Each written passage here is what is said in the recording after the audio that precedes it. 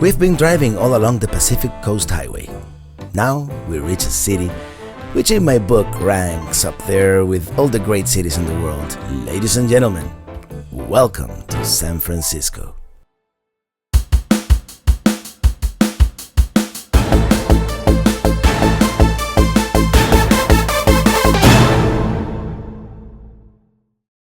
We begin our tour of the city on the high ground. We drive up to Twin Peaks, the second highest point in the city, to get a commanding view. We're standing at the summit of a new peak, San Francisco. Now we're on a attempt to climb down. We are experiencing winds of at least 60, 70 miles an hour. Okay, maybe I was exaggerating a little bit, but not by much. It did take great effort to remain upright. The wind's a little too strong for comfort. We made it all the way down to the parking area, where we get a more relaxed view of the city. And what a beautiful city this is. From up here, you can see the whole Market Street, all the way from the Embarcadero to the Castro. The Bay Bridge on the east, downtown, the Russian Hill. A little further, Alcatraz Island. At the west end, one of the most famous bridges in the world, the Golden Gate. Wow, it's like being at the Eiffel Tower in Paris. You can almost see everything, at least most of the city. Sharp crest. Oh my God. Oh my God. Down we go the steep hills of San Francisco. Room with a view of the Lombard Street. We make a quick stop to check in at our hotel. And taking advantage of the good weather, we go out again. It is our intention to cross the Golden Gate Bridge to get a view of the city from the other side of the bay. It was really lucky we went to Twin Peaks earlier when we did, as it is now covered in fog. We are on the summit of Hawk Hill, probably, and I would say hands down, the best view of the city and the bridge.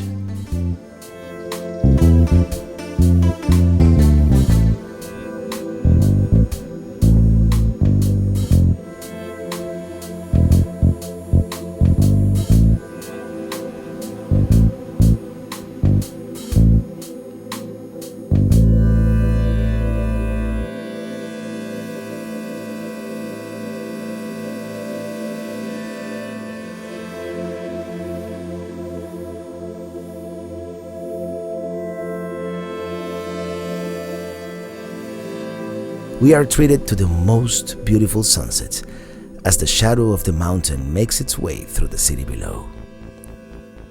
The moon shines on, the lighthouse turns on, and the sun disappears behind the mountain, leaving the city bathed in alpenglow.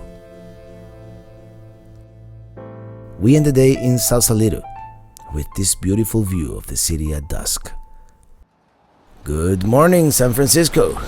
Today we are taking the tour of Alcatraz Island and its famous prison. We decide to walk to the pier, which takes about half an hour, but the morning stroll gives us a chance to admire San Francisco's unique architecture. We are at the famous and touristy Fisherman's Wharf. We'll be back here later, but now we are ready to board the boat. The Alcatraz cruise leaves from Pier 33 near the Coit Tower on Telegraph Hill. The National Park Service welcomes you to Alcatraz Island. The cruise offers outstanding views of the San Francisco Bay. We are approaching the Rock, as the island is also referred to.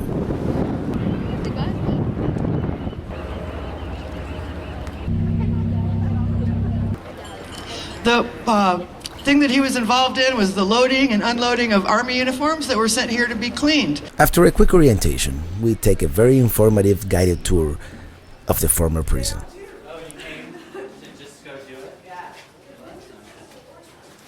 This is the first known photo of Alcatraz from 1853. We begin, appropriately, with the morgue. It is all under renovation, so there is noise and many areas are not accessible, supposedly for our safety. We learn how the typical cell used to be like, and also about all the famous inmates. The tour includes testimonials from guards and former prisoners. We step out to the recreation yard. Part of the punishment was having this great view of San Francisco. They could see the life outside. Some nights they could even hear the sounds of the city, if the wind was right. So close, yet so impossibly far. Inaccessible. Forbidden. Back inside, we are in the D block, solitary confinement. This is where the most dangerous inmates spend their days and nights.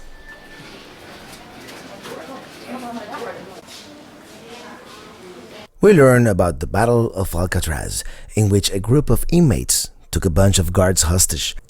Let's just say that it didn't end up very well. There are still grenade marks on the floor. More cells, more history. Some prisoners read, some learned music, some took up knitting. We get to see the administration building. Second window. Second. 1, 2. Once again, a great San Francisco view. We also learn about the many escape attempts and the many ingenious methods and tools used to that end. Please help me escape. We finished the tour at the dining block, and this was the last menu. Alcatraz was closed on March 21st, 1963. The tour is, of course, much more extensive than what we can show you here, so we encourage you to come to San Francisco and explore the Rock. We are doing some outdoors exploring ourselves. The island is a breeding home to many species of birds, some of which are protected. The flora is quite diverse as well. Flor de papel. It looks like toilet paper.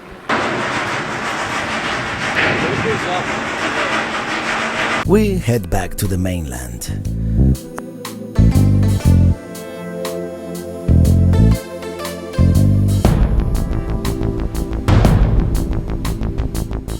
Our next challenge is climbing the FILBERT steps of Telegraph Hill to reach the top of the Coit Tower for another commanding view of the city. The climb is quite challenging. I'm going up these stairs. Must be interesting living up here.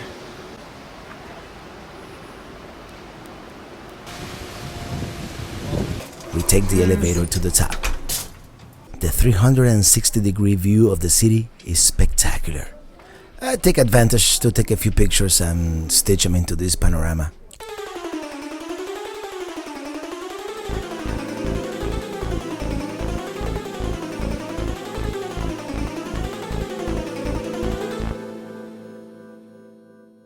There is a statue of Christopher Columbus at the foot of the tower.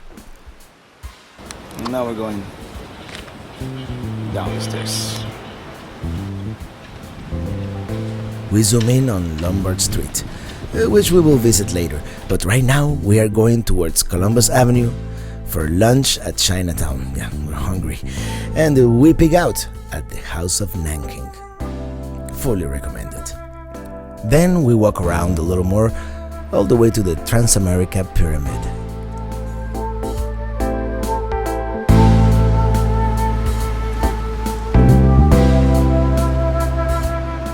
There is this restaurant called the Stinking Rose, where everything is cooked with garlic, even the dessert. Talk about bad breath. And that's it. We take the bus to the hotel and literally collapse. Sometimes you need a break from your vacation, and that's exactly what we did. On the next day, we drive to Silicon Valley. Mountain View, California, where there's no mountain and there's no view. We visit the usual, the Google campus, the Computer History Museum, the garage where Apple was founded, and another famous garage, that of Hewlett and Packard, considered the birthplace of Silicon Valley. And finally, the mothership itself.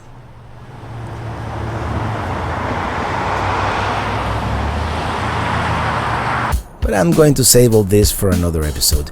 Let's go back to San Francisco.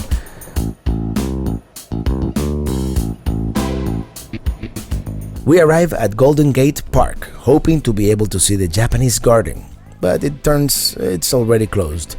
So we walk around this area a little bit and continue exploring.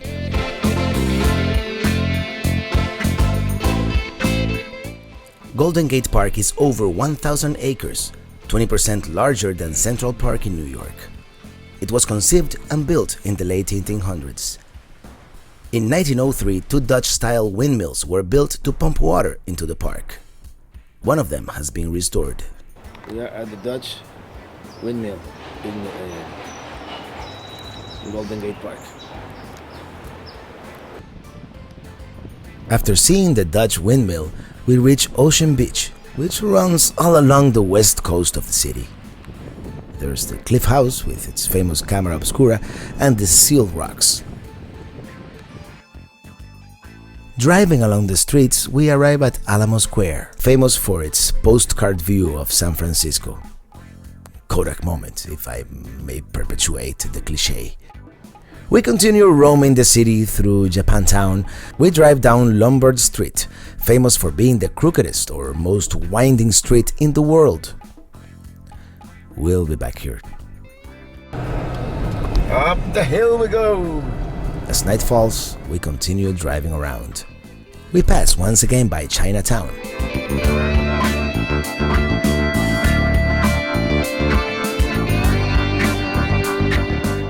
Then we stumble upon AT&T Park under the moonlight, just at the end of a Giants game. And yes, believe it or not, the t-shirt guy is eating some fried chicken. We also pass briefly by the CASTRO, the United States' largest gay neighborhood. A virtual roller coaster ride takes us back to our hotel. Our hotel is the Travelodge Golden Gate. Cheap, but very well located right on Lombard Street.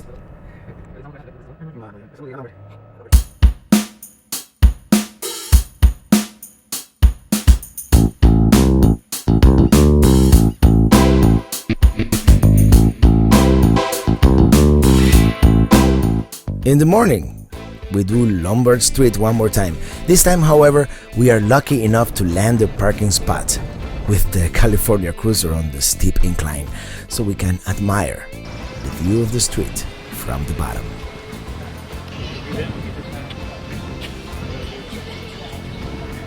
Next, we go downtown to ride on what has to be the last unsafe, hence fun, mode of transportation in the civilized world, the cable car. We're standing at the Powell Street terminus. To this day, they still turn the car by hand, like in the olden days.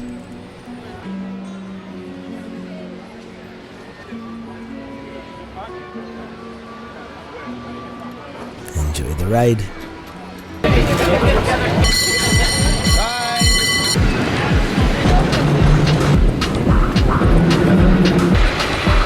Right there in the front, first floor.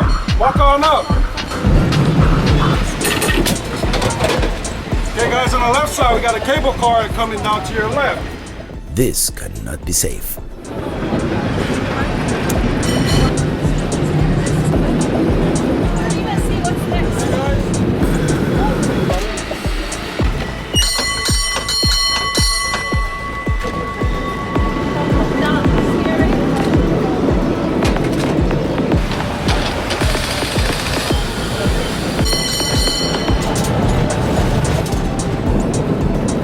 San Francisco is a city which has what I call character.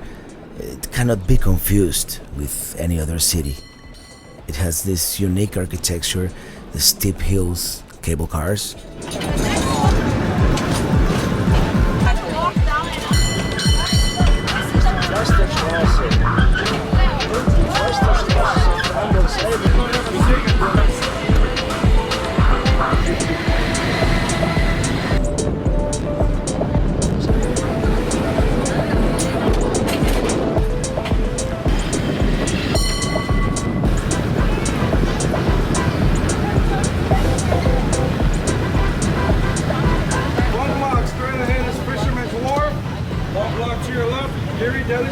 After our joyride along the hills of San Francisco, we arrive at the Fisherman's Wharf and Girardelli Square. Girardelli Square. The area is full of shops and street entertainment.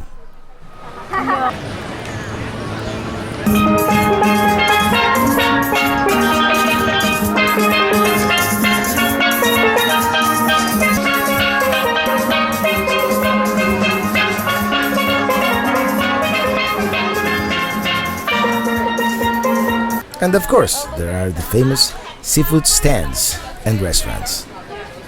You got one crab chowder right here. Ahí está grande ese.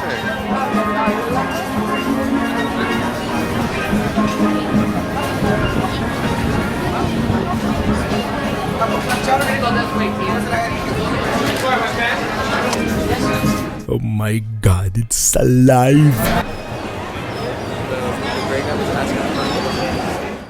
There is also the famous Boudin Bakery, self-proclaimed the original San Francisco sourdough French bread, established in 1849 by French immigrant Isidore Boudin. It combined the French technique with the prevalent sourdough. Although it has changed hands along the years, it is still an iconic place in Fisherman's Wharf. And I must say, they have a great publicity scheme. Okay, yeah, is it okay if I accidentally hit your car playing this? Are you from Texas? Oh, gee. Texas! They don't write those stories in Texas. Alrighty, ladies and gentlemen. Hey, nice catch. Don't mess with those Cowboys, right? Alright, where's that guy across the street again? Where's he at? Okay, oh, you sure you got this? Are you sure you got this? I don't want to waste my arm in this blood. Here we go. 1, 2, 3. What a catch. I mean, what a throw.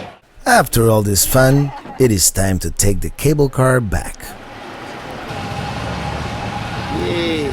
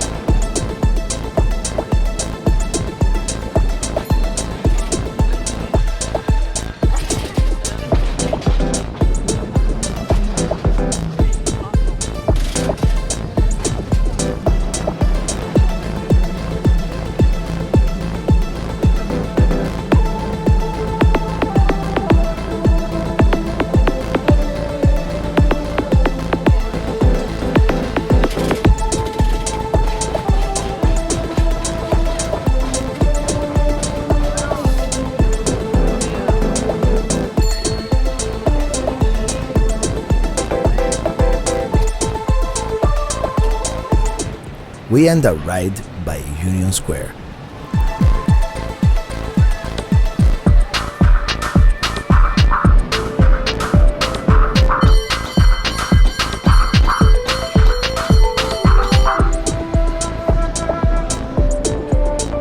One of the city's oldest establishments is John's Grill, famous for the classic movie The Maltese Falcon.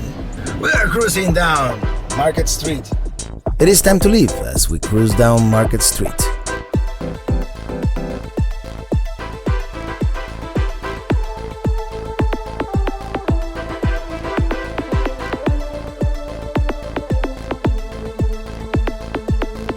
We are cruising on the Bay Bridge in downtown. Our next destinations are Napa Valley, Clear Lake, the Tweed Brick House, and Silicon Valley.